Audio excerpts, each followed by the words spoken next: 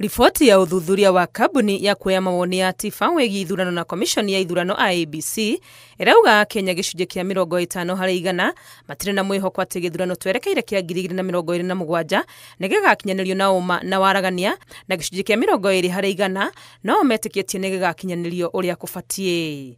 Ungumania na ũhoro wa aikia a kura kũheo mahaki nĩkĩo gĩtũmi kĩnene kĩheanĩtwo ingĩ arĩ kũingĩrio ũteti o hamwe na kwaga mwĩhoko na komishoni ya ithurano IEBC.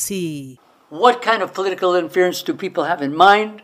We didn't have time to ask them so much detailed sub-questions within that question, but it gives you an idea of why those 50% of our respondents who have no confidence in the next election.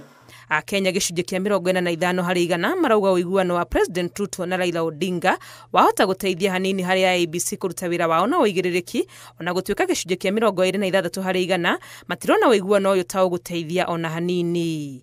Gĩcunjĩ kĩa 55% kĩa Kenya matirĩ na mwĩhoko na mũtaratara ũrĩa ũkoretwo ũgĩtwarithio wa gwetha makomishona na mũikarĩri gĩtĩ wa IEBC, na gĩcunjĩ kĩa 6% ona matirĩ na ũhoro na ũndũ ũyũ. More than half are not confident at all that vetting process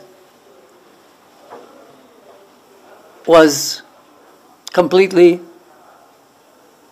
without interference or favoritism. Gatagati ka andũ ana arĩa marĩkĩtie gũthũrimwo nĩ kamĩtĩ ĩrĩa ĩratwarithagia mĩhang'o ya kũmba IEBC werũ, Anne Amadi nĩwe wendereirwo nĩ gĩcunjĩ kĩnene gũtongoria IEBC, Charles Nyachai arĩ wa kerĩ, nake Erastus Ethekon akoya ithenya rĩa gatatũ.